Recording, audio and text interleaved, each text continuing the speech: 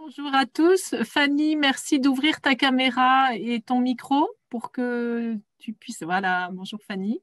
J'ai la joie d'accueillir Lucie Bender et Fanny Bonnet pour faire un petit peu un retour de 6 mois, 5-6 mois en arrière pour parler ensemble de le numérique pendant la pandémie et comment on a pu maintenir l'accompagnement des personnes déficientes visuelles au sein des SSR et des SAVS. Donc là, on va parler plus particulièrement de l'accompagnement de personnes adultes en cours de rééducation. C'est vrai que le premier confinement a été un événement brutal, source d'une rupture imprévisible des actions éducatives et rééducatives. Face à ce fait, les professionnels ont essayé du jour au lendemain de mettre en place des réponses pour répondre aux attentes des personnes qui se retrouvaient dans une situation souvent de solitude extrêmement importante. À travers les deux témoignages de Lucie et Fanny, nous allons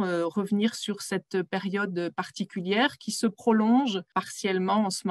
Peut-être avant, Fanny, je te laisse te présenter. Bonjour à tous, Fanny Bonnet, je suis cadre de santé à la clinique Aramav à Nîmes qui reçoit des personnes pour des séjours d'hospitalisation, de rééducation. Je suis cadre de santé depuis 4 ans avec un passé d'instructrice de locomotion. Bonjour à tous, je m'appelle Lucie Bender-Gress, je suis ergothérapeute au service d'accompagnement à la vie sociale pour les personnes déficientes visuelles adultes, le Bartige-Goutte, qui était anciennement les Cannes Blanches. Et donc, nous accompagnons 40 personnes déficientes visuelles à domicile. Concrètement, quand vous vous êtes retrouvés l'une et l'autre et vos équipes confinées, quel était le contexte finalement? Qu'est-ce qui vous a été proposé ou pas de faire? Je sais que les ARS n'avaient pas forcément des indications très claires sur ce qui était possible ou pas de faire. Donc voilà, est-ce que vous pouvez revenir sur le contexte dans lequel les choses ont pu se mettre en place ou pas? Fanny? Alors, Lucie voulait commencer. D'accord. Lucie, tu voulais commencer?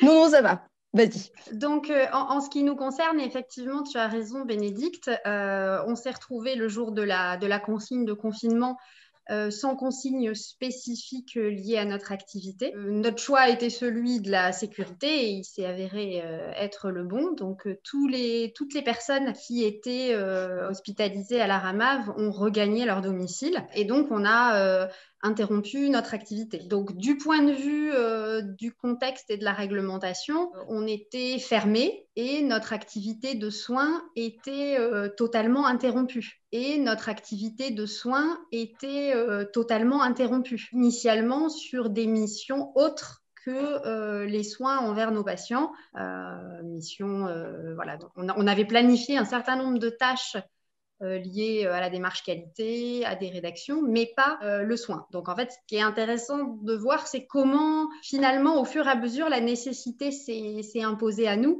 alors qu'on n'avait pas de directive particulière en ce sens, et que sur un plan financier et administratif, notre activité était à l'arrêt. Et Lucie, toi, le contexte était un petit peu différent. Oui, tout à fait.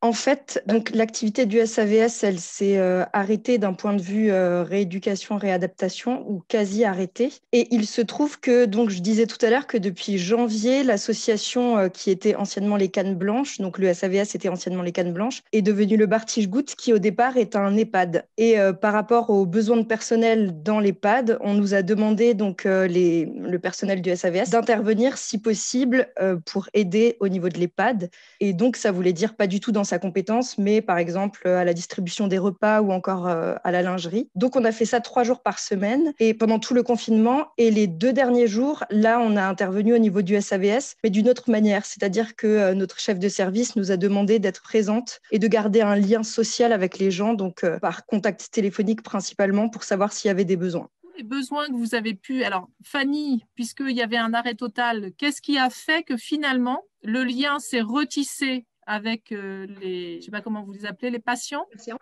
voilà, les patients de la Ramav, et pour répondre à quels besoins? Lucie a évoqué le problème du lien social, mais peut-être que d'autres choses ont émergé également. Voilà. Comment ça s'est mis en place finalement, cette activité qui n'était pas réellement demandée. Donc, ça a été un double mouvement de la part des équipes et des patients, puisque au bout de quelques jours, on s'est dit très vite qu'il fallait qu'on donne des informations sur la situation, qu'on rassure les gens, puisque tu le disais, ça a vraiment été une coupure brutale. Et la particularité des séjours à la RAMAF, c'est que les gens consacrent vraiment une partie de leur vie à venir faire ce séjour. Donc là, ils étaient dans une dynamique pour quelques semaines, quelques mois.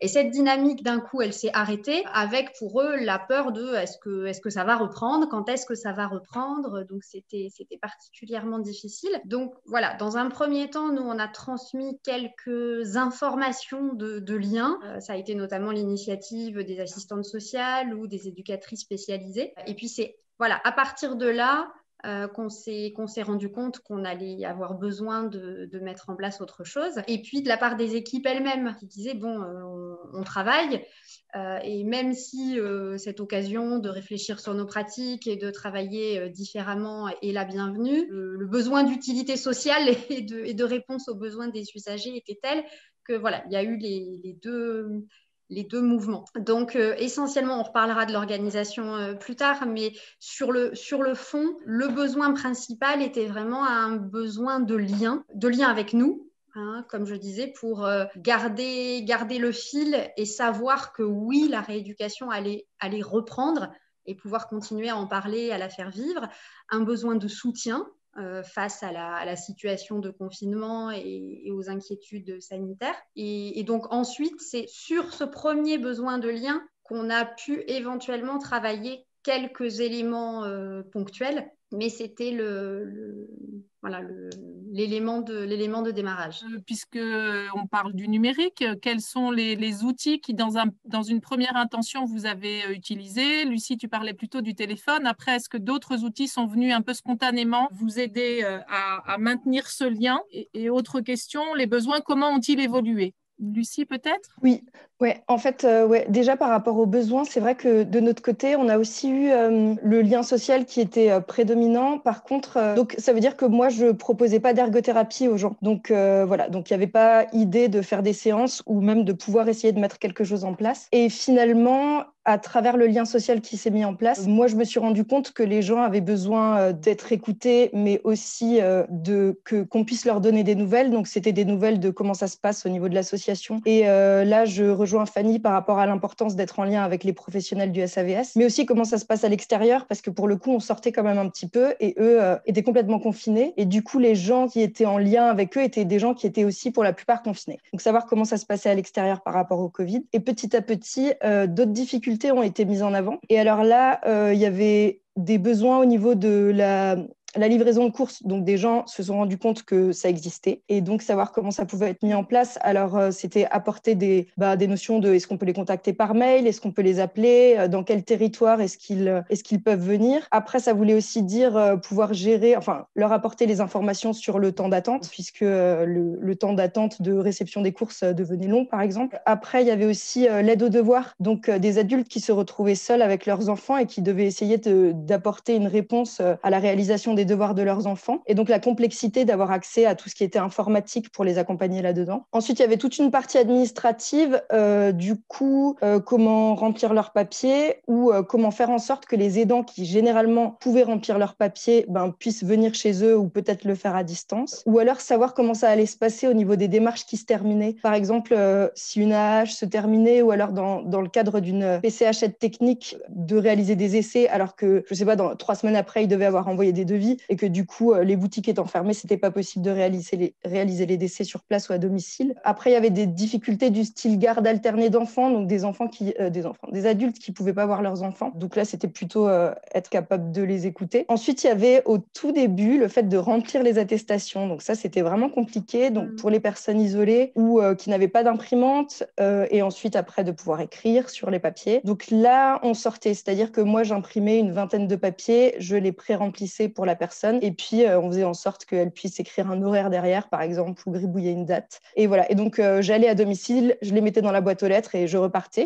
Et ensuite, quand il y a eu l'application sur smartphone, je crois que j'avais fait un mode d'emploi. Et à ce moment-là, il n'y avait plus besoin de faire les attestations. Donc voilà, j'ai passé quelques heures à faire ça et je l'ai mis de côté. Sachant qu'il y avait aussi le doute de l'attestation n'est plus obligatoire. Par contre, des personnes appelaient le numéro vert de l'époque pour demander si c'était vrai ou pas. Et le message n'était pas encore passé, ce qui fait que soit dans la rue face aux policiers, soit par rapport au numéro vert, on leur disait si, il faut faire une attestation. Disons que nos réponses n'étaient pas forcément suffisantes pour les rassurer pour sortir de chez eux sans papier. Il y a eu des demandes au niveau de matériel. Donc là, ça a rejoigné un petit peu ma compétence et c'était sur une machine à lire et sur remplir un document administratif avec NVDA. Et puis après, moi, j'en ai profité aussi. J'ai eu une recette de pain. Par contre, il n'y avait pas de levure, donc c'était compliqué aussi. Mais bon. Quel média, parce qu'initialement, tu nous as parlé du téléphone, mais par exemple, pour quel outil tu as pu utiliser? Est-ce que c'était Zoom? Est-ce que c'était un autre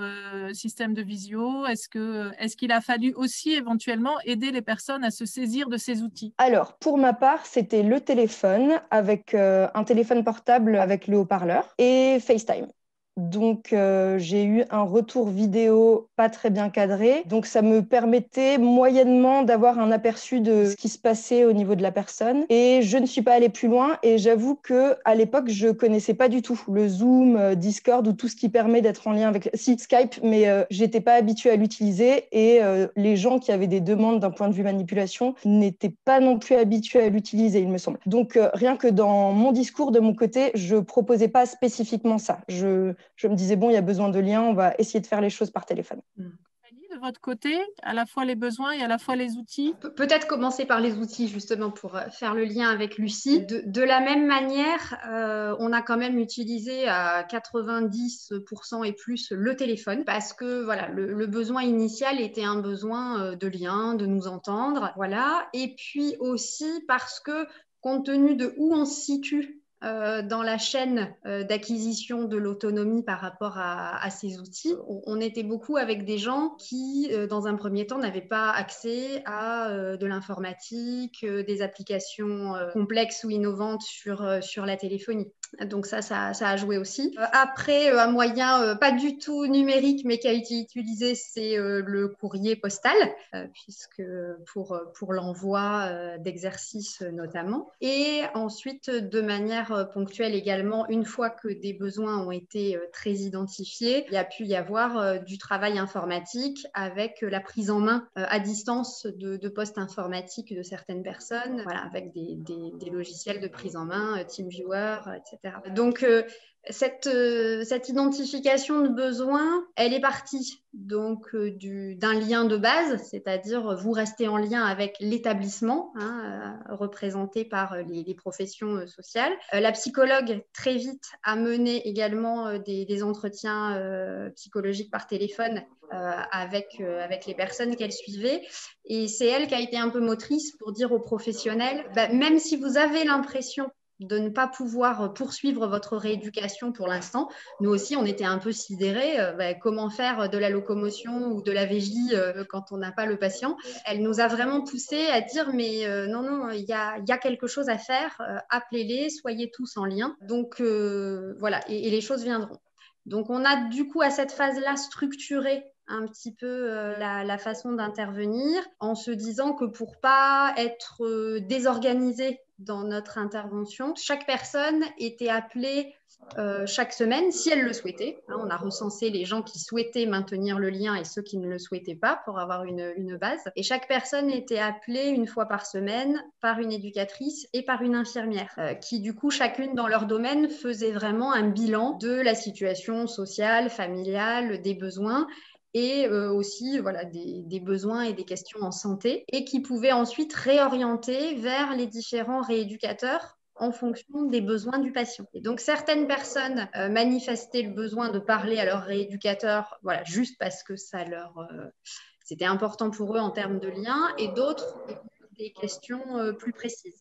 Donc, il s'agit, voilà, c'était vraiment un travail essentiellement téléphonique. Si on balaye un petit peu les différents domaines de prise en charge, en locomotion, on a eu assez peu de travail et de questions technique. Il y a une ou deux personnes pour qui il y a eu un travail en utilisant Google Earth et en pouvant conseiller la personne et sa famille sur des petites choses simples dans le cadre des sorties autorisées. Mais sinon, le besoin des personnes, c'était surtout d'avoir une confirmation du professionnel en disant, bon, bah voilà, on était en train de progresser ensemble et puis là, on me dit de rester chez moi. Qu'est-ce que je fais? Qu'est-ce que j'ai le droit de mettre en application dans ce que vous m'avez appris? Voilà, donc vraiment, c'était des petits conseils ponctuels sur l'entretien des techniques, dans quel endroit ça avait l'air sécurisé ou pas. Après, c'est évident qu'on a eu plus de contenu sur les domaines qui utilisent les outils. Donc, il y a eu des demandes de conseils par rapport à la téléphonie, par rapport aux manipulations d'outils comme les dictaphones, et puis donc par rapport à l'informatique et à la communication, puisque certaines personnes étaient également en demande de maintenir le lien avec des enfants ou de la famille qu'elles ne voyaient plus. Et donc, on demandait de l'aide pour installer des applications sur leur ordinateur ou sur leur tablette. Voilà. Et puis donc, en informatique, ça a débouché sur, c'est, je crois, notre seul exemple vraiment identifié de travail rééducatif stricto sensu. Il y a eu la possibilité, voilà, pour un monsieur qui a pu se faire installer les outils sur son PC à domicile par la rééducatrice, la possibilité de vraiment avancer sur sa prise en charge et ses acquisitions en informatique. Du coup, quel impact ça a eu aussi sur les équipes? Parce que pour pouvoir mettre en place cette coordination de prise en charge, quels outils vous avez utilisés? Puisque vous n'étiez pas forcément, habituellement, ça se fait autrement, ça se fait en présentiel. Donc, comment vous avez organisé votre travail, puisque vous étiez tous confinés? En attendant que Lucie revienne, je peux peut-être juste compléter sur le point précédent, voilà, où, sur la notion de rééducation à distance, où là, par contre, on n'est pas avec des outils technologiques, où c'est ce que je disais, on a utilisé le bon vieux courrier postal pour de l'envoi d'exercices de braille ou de support de travail en orthopsie pour les gens qui en avaient la possibilité. Avant de laisser peut-être la place à quelques questions, est-ce qu'il y a des pratiques nouvelles que vous voyez émerger et qui perdurent dans cette deuxième période de confinement, ou des choses sur lesquelles vous avez envie de poursuivre pour aller un petit peu plus loin, ou des demandes du coup qui émergent des personnes que vous accueillez pour maintenir des activités qui peuvent se mener à distance? Alors, de mon côté, par rapport à ce qui s'est passé pendant le premier confinement, j'ai trouvé que j'étais pas préparée. Et puis, du coup, j'étais pas préparée avec le matériel, avec les gens. Et comme je pensais que c'était tellement exceptionnel, je n'ai pas vraiment développé le fait de mettre en place des choses au cas où ça se passe à nouveau. Ça se repasse. Donc, là, je peux intervenir à domicile. Mais c'est vrai que pas d'un point de vue confinement, mais d'un point de vue gain de temps, puisque moi, j'interviens à domicile, c'est assez précieux de pouvoir faire des choses à distance. Parce que parfois, c'est 1 heure de trajet aller, 1 heure de trajet retour. Maintenant, toutes les personnes ne sont pas rassurées ou réceptives à ça, et d'autres personnes l'ont demandé. C'est-à-dire que même pendant le premier confinement, on me disait si ça pouvait se faire de cette manière en permanence, ça serait pas mal. Donc voilà, donc moi je trouve que ça peut être positif si tout fonctionne. Maintenant, je me rends bien compte que ça me demande à moi d'être au clair sur comment ça fonctionne et de pouvoir pallier aux petits problèmes techniques de mon côté et aussi du côté de l'usager, et donc de s'entraîner avant de pouvoir commencer ça. Donc ça, c'est une première chose. Maintenant, j'ai quand même remarqué des limites par les séances à domicile, pas à domicile, en distance, qu'on avait fait pendant le premier confinement. C'est que ça reste précieux quand j'interviens de pouvoir me rendre compte de comment la personne est installée, comment son matériel est mis en place, comment la personne tient le matériel, quand il y a des problèmes ou des difficultés, comment la personne manipule son matériel. Et c'est vrai aussi que des fois, on fait des petits exercices intermédiaires avant d'intervenir vraiment sur le matériel. Et personnellement, ça m'aide beaucoup d'utiliser un support différent pour pouvoir toucher quelque chose de physique plutôt que d'intervenir sur un écran tactile, par exemple, ou alors simplement de pouvoir faire des gestes. Je demande parfois de refaire des gestes sur une table et je peux le demander en distanciel, mais je ne pourrais pas vérifier si jamais il y a une erreur. l'ordinateur. Et après, dans les difficultés par rapport au retour du son, déjà dans ce qu'on va demander, quand la personne est en difficulté, c'est pas facile pour la personne d'expliquer ce qui se passe, ce qu'elle entend au niveau de son retour vocal. Ce qui fait que pour moi, c'est difficile de comprendre quelle est la difficulté. Ensuite, si je l'ai comprise, de réussir à amener la personne à rectifier sa difficulté, ça peut prendre toute la séance. Alors que si je suis avec la personne, je peux intervenir dessus ou même pas expliquer ce qui s'est passé de travers et revenir à notre exercice pour se concentrer sur ce qu'on fait. Ce matin, on parlait du problème de la langue. Alors là, c'est aussi par téléphone. Je trouve que c'est plus difficile si je travaille avec une personne, pas forcément de la langue d'ailleurs, mais une personne qui entend moins bien ou qui comprend moins bien ou une personne qui a un fort accent. Je sais que ce que moi je vais dire au téléphone ou ce que je vais entendre par téléphone, ça peut ralentir les choses ou les rendre plus complexes dans le fait qu'on se comprenne et qu'on arrive à avancer ensemble. Après, j'avais testé. Alors là, ça m'a quand même ouvert des portes parce que je commence à me faire du réseau entre les usagers, les professionnels, des amis ou des gens de formation qui sont devenus des amis pour pouvoir apprendre des choses et tester des choses. Ça, c'est super. Et par exemple, la prise en main du PC à distance avec NVDA, ça, je l'ai testé. Alors, je l'ai testé 2 fois, ce qui fait que je ne suis pas au top. Par contre, une autre difficulté où là, ça me demande à moi de m'entraîner et puis d'apprendre à ce niveau-là, c'est que ça veut dire que j'ai pas de visuel sur ce que je fais et en tant que voyante, je suis pas du tout habituée à ça. Ce qui fait que ça me met moi dans une complexité où pour l'instant, je suis pas sûre d'être très efficace avec les gens.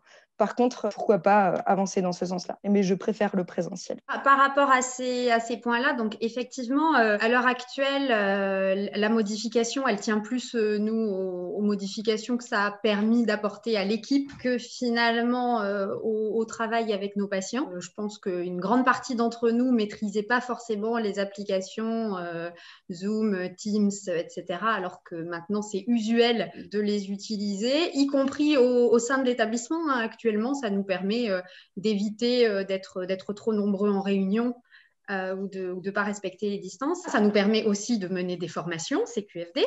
Donc voilà, ça a fait une montée en compétences des équipes par rapport à ça, où il y a eu d'ailleurs un grand soutien et un grand partenariat. Au niveau de la prise en charge, là encore, on est dans une situation particulière en SSR puisqu'on est sur un temps déterminé avec un début et une fin, donc moins l'occasion d'inclure petit à petit de la prise en charge à distance dans une relation au long cours. Voilà, à l'heure actuelle, là où on s'est rendu compte que c'était le plus pertinent, c'est pour l'informatique où d'ailleurs, même après le confinement, il y a une personne pour qui on a maintenu une partie de la prise en charge en présentiel et une partie en distanciel, ce qui permettait qu'il travaille sur son poste à lui et pas sur le poste de la clinique quand lui venait en hospitalisation. Donc voilà, sur des points comme ça de relais, on a vu un intérêt éventuel. C'est un petit peu ce qui se dégage à l'heure actuelle comme point de consensus quand on se projette vers la possibilité de rééducation à distance ou de télé-rééducation. C'est le fait que pour que ce soit pertinent, ce serait en complément du présentiel et pas à la place d'eux. Donc, selon le format dans lequel on se situe, soit du complément en même temps, c'est-à-dire une séance hebdo en présentiel et puis une à distance, soit une partie, on pose les bases en présentiel, puis on peut faire des choses à distance, puis on se revoit pour évaluer, puis on recommence, voilà. Donc, en complément, et puis si des bases sont acquises. Tu le disais, Lucie, il y a tout un travail avant l'accès aux nouvelles technologies, il y a tout un travail conceptuel, il y a tout un travail gestuel pour être sûr qu'on va avoir les bases qui vont permettre de choisir les outils, de s'orienter vers les bons et de pouvoir les utiliser ensemble. Et donc, voilà, c'est sur cette base que va pouvoir s'appuyer un travail à distance. Ça paraît difficile de l'imaginer si on n'a pas d'abord eu le temps auprès de la personne de mettre en place certains éléments. Merci Fanny, on va laisser un tout petit bout de temps à Pascal pour apporter sa contribution. 3 minutes. En fait, j'ai pas eu de questions sur le chat, donc finalement, ça tombe, je ne vais pas dire bien, mais oui, presque bien. Ceci étant, moi, j'ai trouvé vraiment très, très intéressant vos retours d'expérience sur ces sur ces périodes vraiment très, très compliquées. Je crois qu'effectivement, comme Lucie et Fanny l'ont dit, on va peut-être pouvoir finalement tirer malgré tout du bon de ces expériences un peu rapides. Peut-être qu'au niveau du télétravail, au niveau de séances à distance, on va pouvoir faire des choses. C'est vrai que là, ça a été dans l'urgence, donc plus ou moins bien réussi pour tout le monde d'ailleurs. Hein. D'un autre côté, comme on est quand même monté en compétence sur des applications qu'on utilisait peut-être pas beaucoup ou pas du tout. Moi, j'avais une question. Est-ce que vous pourriez nous parler un peu du ressenti que vous avez pu avoir des angoisses induites par cet isolement comme ça? On parlait ce matin de la vidéo sur la façon de bien se laver les mains, mais moi, je pense à beaucoup de difficultés, par exemple, dans la rue, ou parce que maintenant qu'il faut être à 1 mètre, des gens n'osent plus nous prendre par le bras pour nous aider à traverser parce qu'on est peut-être contagieux, ou des gens refusent qu'on leur prenne le bras, ou quand on fait la queue dans les magasins, eh bien, c'est pas toujours simple avec la distanciation d'1 mètre entre chaque personne. Est-ce que vous, de votre côté, vous avez eu des retours de vos usagers? Pendant le confinement, c'est une notion qui a été beaucoup discutée. Alors, c'était moins sur la distance parce qu'au début du confinement, on n'avait pas encore toutes ces recommandations. Finalement, le virus, il était nouveau et on ne savait pas par quel biais il était dangereux et quelles étaient les recommandations. Donc là, la question des gens, c'était vraiment, mais est-ce que je sors ou pas? Et il y avait un peu un double mouvement où, bien sûr, ils avaient envie d'être prudents, ils étaient citoyens, et en même temps, grâce à leur rééducation, ils étaient tout juste en train de commencer à prendre confiance. Et puis, hop, ça venait interrompre ce truc-là.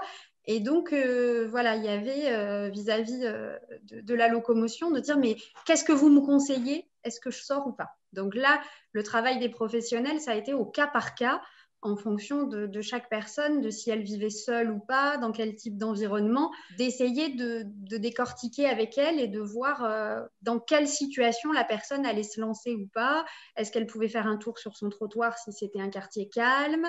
Est-ce qu'elle s'en tenait plutôt à des trajets accompagnés parce que c'était des lieux encombrés, des courses ou des choses comme ça? Donc ça a été début du confinement. Et puis les questions que vous évoquez, Pascal, elles sont plus venues dans le cadre du déconfinement, où on s'est dit, on va retrouver les gens. Alors tout le monde avait hâte de se retrouver. Nous, on avait hâte de retrouver nos patients et eux, ils avaient hâte de revenir. Mais c'est sûr que les normes sanitaires bouleversent nos pratiques et que c'est devenu un nouvel enjeu. Et donc par rapport à toute cette question de distance et de contact aux autres. Ça, c'est les psychomotriciennes qui ont beaucoup réfléchi dessus chez nous pour aider tout le monde à dire finalement, corporellement, qu'est-ce que ça veut dire 1 mètre? Comment je fais pour mesurer physiquement ou de manière sonore la distance d'1 mètre autour de moi? Et comment je fais émotionnellement pour être capable de demander aux autres autour s'ils sont bien à la bonne distance ou s'ils veulent bien venir m'aider. Donc voilà, ça c'est quelque chose qu'on continue à travailler et qui continue à faire partie de nos pratiques de la même manière que les désinfections auxquelles on est soumise en long, large et en travers toute la journée. Les gens y participent aussi et apprennent à désinfecter eux-mêmes leur clavier de carte bleue quand ils vont faire des courses. Voilà, donc on continue à travailler ces questions-là dans le quotidien. Merci beaucoup. On a juste 1 minute de retard. Merci à Lucie, à Fanny, à Pascal. On voit bien que les choses bougent, qu'il y a du bon à prendre dans ce qui a pu se faire, mais que le contact humain restera la source d'un bon accompagnement des personnes déficientes visuelles.